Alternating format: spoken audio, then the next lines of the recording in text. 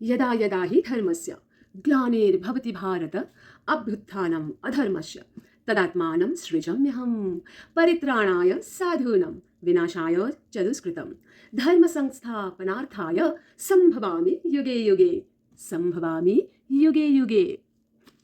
नमस्ते, हरे कृष्ण सभी को। और ये जो श्लोका है याद आ गई, सबसे फेमस श्लोका है।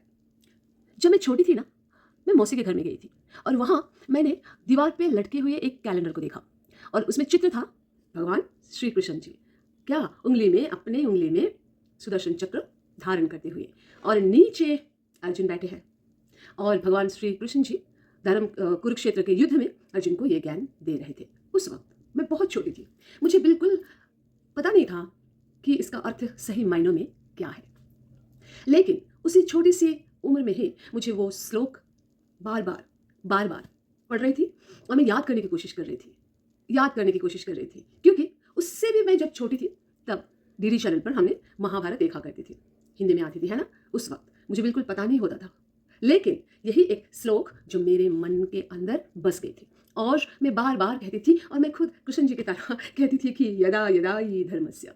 तो देखिए ना, छोटे बचपन में अगर बीज बोया जाए तो कैसे फल खिलता है ना। सोचिए जरा। तो चले आज भगवत गीता श्लोका 7, 8, 9 इसके ऊपर चर्चा करेंगे, ठीक है। एक दिन माँ यशोदा किचन रूम में, रसोई घर में बहुत व्यस्त थी। अरे नहीं, सिर्फ यशोदा मैया ही नहीं बल्कि पूरे ब्रिजवासी घर के सारे सदस्य रसोई घर में तोड़ जोर से क्या भोग बना रहे, 56 भोग। कृष्ण जी तब बहुत ही छोटा था, है ना, फिर भी उनके मन में एक विचार उत्पन्न हुआ और आखिर में अंत में उन्होंने पूछ लिया अपनी माँ से कि माँ, इतने सारे भोग आप इंद्रदेव को लगाने वाले हो? तो यशोदा मैया ने कहा कि लल्ला, हाँ, आप तो क्यों परेशान कर रहे हैं? पता है ना आज कौन सा दिन है, इंद्रदेव की पूजा जो हमें करना है। लल्ला तो चुप होने वाले। कृष्ण जी कहते थे, देखो, कृष्ण जी कहते थे कि आप अपना कीमती समय और धन उन चीज़ों के ऊपर खर्चा ना करें, बर्बाद ना करें जहाँ कोई मोल नहीं है। फिर भी यशोदा मैया ने तो अपने रसोई घर में इतनी व्यस्त थी कि कान्हा आखिर जाके पूछ लिया कि मैया, इतने सारे व्यंजन जो आप बना रहे हो इंद्रदेव के लिए, क्या ज़रूरी है? अरे नॉट ओनली यशोदा मैया, है ना, पूरे ब्रिजवासी जो है बहुत ही व्यस्त थे दिन भर। तो ऐसे में यशोदा माँ को बड़ी गुस्सा आ गई है और कहने लगी कि अरे कान्हा, तू अभी मुझे छेड़ मत, जा बाहर जाके खेल, अभी इंद्रदेव की पूजा की तैयारी करनी जो है। कान्हा आखिर पूछ लिया दोबारा, मैया, आप लोग जो ये पूजा, ये जो अपना शक्ति, धन, समय जो खर्चा कर रहे हो, क्या ये उचित है? कौन है वो इंद्रदेव? क्या वो सृष्टि का रचना कर पाएगा? क्या मानव समाज के कल्याण कर पाएगा? है कौन? जरा देखिए आज। यशोदा मैया ने गुस्से में बोला, कान्हा, बहुत हो गया, अब तुम चुप हो जाओ। जानते हो, अगर हम इंद्रदेव को पूजा ना करें, उनकी आराधना वंदना ना करें, तो बारिश हमें कहाँ से मिलेगी? अगर बारिश नहीं हो तो पूरे ये धरती सूखा पड़ जाएगा। कान्हा, जरा समझो बात को, हट मत करो। ऐसे में कान्हा बाहर चले गए, लेकिन इंद्रदेव जो बड़ा अहंकारी थे, खुद को भगवान मानने बैठे थे, है ना। तो अंत में श्री कृष्ण एक छोटा सा बालक होकर आखिर सबको दिखा दिया कि इंद्रदेव सही व्यक्ति नहीं है, सही भगवान नहीं है पूजने के लिए। जब छोटा सा नन्हा सा हमारा कान्हा अपने उंगली में पूरे गोवर्धन पर्वत को उठा लिया और पूरे ब्रिजवासियों को उसी पर्वत के नीचे सुरक्षित महसूस करवाए। इतनी बारिश जो होने लगे थे, तो देखा भगवान कृष्ण जी का बात सबको माननी चाहिए, है ना। देखिए, कान्हा जो है, कृष्ण जो है, इतने लीलाएं कर चुके हैं, इतने राक्षसों को मार गिराए हैं, कालिया दमन की है, जो एकमात्र भगवान ही कर पाए और कोई ना कर पाए। लेकिन ब्रिजवासी और यशोदा मैया, नंद महाराज, कोई भी उन्हें कभी भगवान के रूप में नहीं देखा। उन सब के लिए कान्हा तो अपना छोटा सा नटखट बालक ही था। ऐसा होता है भगवान का क्या लीला। इसलिए अर्जुन भी बहुत हमेशा दुविधा में होते थे जब तक कृष्ण जी अपना विश्व रूप का दर्शन नहीं दिया था। अर्जुन ने भी कहा था ना कि सूरज का जो जन्म वो तो सदियों से है, जब जगत शुरू हुआ होगा तब से होगा, लेकिन कृष्ण तुम्हारा जन्म तो शायद बहुत ही आसपास होंगे, लोग जानते होंगे, वक्त का पता है, समय का भी पता होगा, लेकिन ऐसे कैसे हो सकता है कि आप जो परम ज्ञान सूर्यदेव को दिया था। इस संदर्भ में श्री भगवान उवाच श्री भगवान उवाच बहूनि मे व्यतीतानि जन्मानि तव च अर्जुन तानि अहं विद सर्वाणि न त्वं वेत्तः परन्तप। भगवान ने कहा कि हाँ अर्जुन, मैंने ये बहुत ही गुप्त ज्ञान मैंने सूरज को दिया था, द सन गॉड। हालांकि गुप्त ज्ञान, भगवान कृष्ण ने कहा कि गुप्त ज्ञान जो है ये गुप्त ही रहनी चाहिए, क्योंकि सबकी बात की बात नहीं है इस ज्ञान को अपनाए और समाज का कल्याण कर पाए, इसलिए इस ज्ञान गुप्त ही रहना जरूरी है। लेकिन समय समय की फेर है, जो ऋषि और मुनियों ने इस ज्ञान को कुछ समय के लिए क्या किया था, अपनाए थे, फिर धीरे धीरे वो समय भी बीतता गया और एक दिन यह ज्ञान समय चलते क्या हो गया, समाप्त हो गया था। तो तब मैंने सोचा अगर मैं ये ज्ञान सूरज को दूं तो सूरज अपने परंपरा के अनुसार अपना पुत्र और वे अपने पुत्र से अपने डिसिप्लिन सक्सेशन, सूरज के पुत्र, फिर उनके पुत्र, फिर इनको पुत्र, फिर राजा इक्ष्वाकु के पास यह ज्ञान चले आए हैं। तो चले आज हम ये चर्चा करें कि भगवान ने अर्जुन से क्या कहा। कृष्ण ने कहा कि आपका बहुत बार जन्म हुए हैं अर्जुन, और हर जन्म मुझे तो याद है तेरा, लेकिन तुझे मेरा जन्म कैसे याद रहेगा, क्योंकि मैं हूं परम सृष्टिकर्ता, मैं ही हूं वो परम भगवान, जहां सबका जन्म का मेरा क्या है, याद है, लेकिन तुझे नहीं है। मनुष्यों को जन्म का याद नहीं रहता है, लेकिन क्योंकि मैं इस जगत का क्या संचालक हूँ, मैं सृष्टिकर्ता हूँ, तो मैं ही जन्म देता हूँ। मैं ये पूरे क्या सृष्टि को अपने माया के द्वारा मैं सृष्टि भी किया हूँ और संचार भी करता हूँ। तो तुझे कैसे पता चलेगा, तुझे यह ज्ञान नहीं है अर्जुन, मेरे यकीन कर। कृष्ण ने कहा, lord said that you and me we both have passed many births, but you cannot remember, but I can remember because I am the supreme Lord. तो याद रखिए, हमारा जो जितना भी हमने जन्म लिए हैं हमें नहीं पता, लेकिन भगवान कृष्ण को पता है। फिर से ज्ञान देते हुए भगवान ने कहा, श्लोका नंबर 6, अजोपि सन व्ययात्मा भूतानिम ईश्वरो ओपि सन प्रकृतिम स्वम अधिष्ठाय संभवाय आत्ममायया। क्या समझे?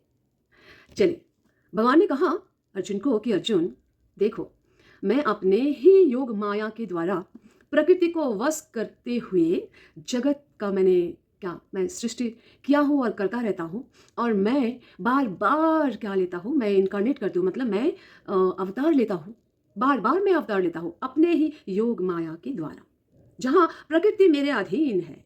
हमें पता है the nature is controlled by Supreme Lord, but Supreme Lord is not controlled by anyone because he is ultimate. Everything क्या comes from him, है ना, सब कुछ उन्हीं से आता है। तो भगवान कभी किसी से बंधे हुए नहीं होते हैं, प्रकृति को अपने वश में रख कर खुद को बार बार प्रकट करते हैं। जहाँ जब जिस परिस्थिति में अवतार लेना होता है तब प्रकट होते हैं, धर्म का स्थापना करके अधर्म का नाश करते हैं। बोले कृष्ण ने कहा कि मैं ही इस जगत का पालक हूं, मैं ही इस जगत का रचयिता हूं, लेकिन मेरा कभी नष्ट नहीं, मेरे जो शरीर है, मेरे शरीर का नष्ट कभी नहीं होता, कोई नहीं कर सकता, लेकिन मेरे अंदर वो शक्ति है कि मैं क्या सृष्टि का दोबारा रचना कर सकता हूं। अर्जुन जरा प्लीज बातों पर ध्यान दे और ये बात मान ले, मैं अजन्मा हूं, अमर हूं, मुझे पता है तेरा जन्म, फिर तुझे पता नहीं है, क्योंकि मैं भगवान हूं का अर्थ है कृष्ण जी, भगवान कृष्णा ने यहाँ पे कहा। तब इस संदर्भ में कृष्णा फिर से एक बहुत ही ब्यूटीफुल वही श्लोक, यदा यदा हि धर्मस्य ग्लानिर्भवति भारत, याद है ना, सबके जुबान पर ये श्लोक होने चाहिए, इसलिए मैं कहती हूँ पढ़िए गीता। यदा यदा हि धर्मस्य ग्लानिर्भवति भारत अभ्युत्थानम् अधर्मस्य तदात्मानं सृजम्यहं परित्राणाय साधूनां विनाशाय च दुष्कृतं धर्म संस्थापनार्थाय संभवामि युगे युगे धर्म संस्थापनार्थाय संभवामि युगे युगे. So Lord says that whenever there is a decline in religious practice, O Bharata, I incarnate myself. समझ गए? जब जब जहाँ जहाँ धर्म की क्या होगी, हानि होगी, मैं उस वक्त तब खुद को एक नए अवतार में अवतीर्ण होकर धर्म की रक्षा करेंगे, समाज का कल्याण करेंगे और एक नए युग का क्या सृष्ट संचार करेंगे. ये श्लोक जब हम पढ़ेंगे तो बहुत ही भावुक होते हैं. मैं बचपन में नहीं आता था, पर मुझे अभी समझने की कोशिश करती हूँ तो सच में जब हमारे आसपास जो भी चल रहा है इस वक्त और हमेशा, तब इस श्लोक को उस सिचुएशन, उस अवस्था के ऊपर रखते हुए विचार करती हूँ. आप भी करिए. आजकल जैसे जैसे अवस्था परिस्थितियाँ चल रही है, तो ये श्लोक कितने मतलब कितने फिट हो रही है उस सिचुएशन के साथ, है ना, कितने मेलजुल हो रही है ना. आप उसको बहुत ही अच्छी तरह से मिलजुल में बिठा सकते हैं. आज जो परिस्थिति है हमें देखने को मिल रही है ना, तो वही परिस्थिति हर युग में होते आए हैं. हर युग जब शुरू हुआ था, जब सृष्टि हुआ था, तब सुंदर था, सत्य सुंदर. और धीरे धीरे क्या, अच्छाई है तो बुराई होगी तो अच्छाई होगी, प्लस माइनस तो होगा ही है ना. तो हर युग का भी अंत होना है, इसलिए राक्षस पैदा होती है. मतलब भगवान की सब कुछ लीलाएं है कि अच्छाई को समझाने के लिए जो बुराई है उनका भी एक महत्व कहीं ना कहीं भगवान ने दिया है कि देखो, अगर ये बुरा है तो अच्छा काम कैसे करनी चाहिए, क्यों ज़रूरी है. नहीं तो मामा जो है, कृष्ण जी के जो मामा थे कंस, उनको मारने का क्या है, वैसा अपने मामा को कौन मारते भला. लेकिन कंस जो थे बहुत बड़े भक्त ही थे, क्योंकि भगवान अपने हाथों से उनका उद्धार किया. तो ऐसा मत सोचिए कि कंस अपने मतलब भंजा का हत्या के लिए इतने सारे प्लान बनाए थे, इतने सारी योजनाएं तैयार किए थे. सो ये तो एक होना ही था, ये एक युगों को दर्शाना था, सत्य का प्रचार असत्य का नाश करना ही था. तो ये दो मतलब ये एक जो नेगेटिविटी हमारे मन में होती है ना, ये जो नेगेटिविटी, जो अंधेरा मन में, जो कुविचार मन में आते हैं, ये आती है क्योंकि हमारे अंदर एक बहुत सुंदर सी सोच है ऑलरेडी, है ना. तो सच और झूठ दोनों साथ चलते हैं. तो भगवान ने कहा कि दोनों का ही बहुत बड़ा हमारे जीवन में महत्व है कि आप सही को चुनोगे या गलत को चुनोगे. गलत चुन भी लिया बाय मिस्टेक, अगर अब rectification is a word I always say, कि रेक्टिफाई कर ले अगर हम लोग, है ना, वक्त रहते हुए, तो हो गया हमारा जीत. नहीं तो झूठ के सहारे जो नाव हम बनाते हैं, पानी में एक दिन डूब जाएगा. सच है ना. तो इस श्लोक में हमें क्या सीखने को मिला कि एक तो भगवान कृष्ण जी खुद को अवतार में लाते हैं, अवतार लेते हैं. क्यों लेते हैं अवतार? साधुओं का रक्षा करना, है ना. और जहाँ जहाँ अधर्म फैली हुई है वहाँ वहाँ धर्म का स्थापना करना. अगर ये श्लोका से देखा जाए तो ये दो प्रोमिनेंट बातें भगवान श्री कृष्ण हमेशा कहने की कोशिश की. तो ये दो बातें हमारे मन में होनी चाहिए और हमें अपना विचार करनी चाहिए कि हमें कौन सा मतलब रास्ता हमें चुनना है, कौन सी रास्ते को हम अवलंबन करते हुए जीवन पथ पर आगे बढ़े, है ना. बहुत सुंदर से श्लोक. एक किताब है कुंतीस प्रेयर. बहुत ही, आप जब भी इस किताब को पढ़ेंगे, मैं कोशिश तो करती हूँ मुझे जब वक्त मिलती है मैं तब मैं पढ़ने की कोशिश करती हूँ. कुंती देवी कहते हैं ना अपने कुंती प्रेयर में कि कृष्ण मुझे ना हमेशा दुख ही देते रहना. तो कृष्णा ने पूछा भाई क्यों? सब सुख चाहते हैं, सुख के लिए ही तो इतने प्रेयर, इतने प्रार्थना, और सुख के लिए इतने दंगा हंगा, है ना, अपना सुख पहले. तो कुंती देवी ने कहा है कि सुख में तो सुमिरन सब करे, राइट. सुख में तो सब तुझे चाहेगा कृष्ण कन्हैया, और ज़्यादा सुख दे दोगी तो शायद मैं भूल जाऊँ तुम्हें. हालांकि ये पॉसिबल नहीं है, संभव नहीं है, फिर भी कुंती देवी इतनी गहराई से सोचते हुए कृष्ण जी को कह रहे हैं कि भाई अगर मैं भूल जाऊँ इतने सुख, तो बेहतर कृष्ण तू मुझे दुख देते रहे. क्या है, एटलीस्ट मैं दुख में तुझे याद तो करती रहूँगी कि मैं तुझे always I want to connect में रहना चाहती हूँ तेरे. कभी कभी डिस्कनेक्ट भी होती है ना, कोई कारणवश, जैसे हमारा फ़ोन, हमारा internet out of coverage area हो जाते हैं. तो हमें ऐसा नहीं होना है. कह रहे हैं कि आप ना नित्य भगवान की सेवा करिए, नित्य भगवत गीता पढ़िए, चाहे कोई भी 2-4 श्लोक, अरे हर रोज़ एक श्लोक का पढ़ लीजिए मेरी तरह, और उन्हें ना अपने जीवन में उतारे, एटलीस्ट मीनिंग को जानने की कोशिश करें, है ना. तो क्या होगी जब हमको पता चलेगा मीनिंग, इसका अर्थ क्या है, एटलीस्ट हम अपने जीवन में ना जीवन की जो नैया है उसका डामाडोल नहीं होंगे. फाइनली हम उनको ना चला पाएंगे. पानी में तैरने के योग्य हम खुद को बना पाएंगे. कि नहीं तो नैया डूब जाएगा क्योंकि हमें चलाना ही नहीं आता. बात को मतलब ये बात सोचने वाली बात है कुंती देवी की कि दे दे तू मुझे। सिर्फ सुख देने से भगवान को भूल जाते हैं हम, है ना। तो सुख में सुमिरन सब करे, दुख में करे ना कोई, जो दुख में सुमिरन करे सुख काहे को होय। Something like that. ये बहुत ही उत्तम जो ये श्लोक हो, चाहे बहुत से दोहा है हमारे जीवन में, है ना। हम वो दोहे को जब हम पढ़ाते हैं ना, स्कूल में जब पढ़ाते हैं और पढ़ते हैं, और जब हम पढ़ चुके हैं ना दोहे, अच्छे अच्छे दोहे हैं ना, कबीरदास के दोहे हैं, मुझे तो बहुत प्रिय है। एक दोहा मैं शेयर करती हूँ। करत करत अभ्यास जड़मति होत सुजान, रसरी आवत जात दे शील पर परत निशान। निशान, इट्स नॉट निशान, निशान। कितनी अच्छी श्लोक है, कितने अच्छे श्लोक इन द सेंस ये जो दोहा है हमारे जीवन में बहुत ही ओतप्रोत से जुड़े हुए हैं ना। It's very close to our human life. कि एक पत्थर के ऊपर अगर एक रस्सी को खींचा जाए, है ना, रस्सी को खींचा जाए और खींचा जाए, तो एक दिन सिल के ऊपर, जो पत्थर के ऊपर, वो उसका क्या हो जाता है, निशान बन जाता है ना। वो निशान बन जाएगा। तो कह रहे हैं यहाँ पे कवि कि भाई नित्य अभ्यास की ज़रूरत है। एक दिन पढ़ के कोई कुछ नहीं सीख पाएंगे। नित्य अभ्यास, हाँ, ये हर रोज़ का प्रैक्टिस होनी चाहिए। एक लता दीदी, लता मंगेशकर जी एक ही दिन में तो बने नहीं ना। हाँ, हम उनको कहते हैं कि कोकिल कौन थी, है ना। उनका कंठ जो है कोकिल की तरह होती है, वो थी। आज हमारे जीवन में नहीं है, हमारे इस दुनिया में नहीं है, लेकिन हमारे दिल के अंदर क्या हमेशा जिंदा है। तो अगर हम यही सोचें ना कि हर रोज़ थोड़ा बैठ जाए, पढ़ें, और एक ही श्लोकों को बार बार पढ़ें और बार बार समझने की कोशिश करें।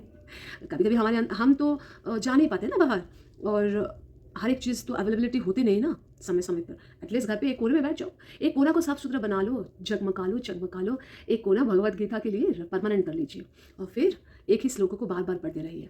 देखिए मज़ा आ जाएगा, सच कह रही हूँ। अर्जुन भगवान के परम मित्र थे, और परम सखा भी थे, और परम भक्त भी थे। हम अगर भगवत गीता को अपना परम मित्र बना ले, परम भक्त बन जाए भगवत गीता का, तो यूँ सोच लीजिए, भगवान तो ऊपर से नीचे नहीं आएंगे हमें दर्शन देने के लिए, लेकिन कुछ ना कुछ जरिए आपको यह अनुभव करवाएंगे। He will make you feel that he is very close to you through the Bhagavad Gita. अगर भगवत गीता पढ़ेंगे तो आपको पता चल जाएगा। और ये एक दिन का काम नहीं है, बहुत साधना की, ये बहुत समय लेते हैं, और आपके मनोभावों के ऊपर भी होते हैं, है ना। तो जो भी है भाई, हम आज से भगवत गीता पढ़ेंगे ना। चलिए, तो आज हमने क्या सीखा कि भगवान तब क्या लेते हैं, अवतार लेते हैं। कि जन्म भगवान जब सृष्टि बना था तभी भगवान भी बने थे, क्योंकि भगवान ही तो सृष्टि करता है ना। तो ऐसे कहा हमने कि भाई भगवान अवतार लेते हैं। राम हो, चाहे शिव जी हो, चाहे हर एक अवतार, हर एक युग में एक एक अवतार, नारायण जो भी आप ले लीजिए, हर एक अवतार लेते हैं कब जब धर्म की स्थापना करनी होती है, और साधुओं का अपमान होता है, उनका सम्मान नहीं किया जाता, और गौ माता की रक्षा नहीं की जाती, है ना। तो गौ सेवा करिए। और समाज में नारियों का सम्मान नहीं होती है, समाज में छोटे छोटे बच्चों का कोई सुरक्षा नहीं होती है ना। तब भगवान अपने आप को यूं ही चुटकी में अपने आप को इनकारनेट करते हैं, अवतार ले लेते हैं। तो अभी आइए आज हम समाप्त करते हैं। अगर अच्छा लगे तो आप लाइक ज़रूर कीजिए, और वादा कीजिए कि आप भी मेरी तरह एक कोना चगमगाते हुए एक कोना बना लेंगे, और हर रोज़ एक एक श्लोका मेरे साथ पढ़ेंगे। So thank you very much. Hare Krishna.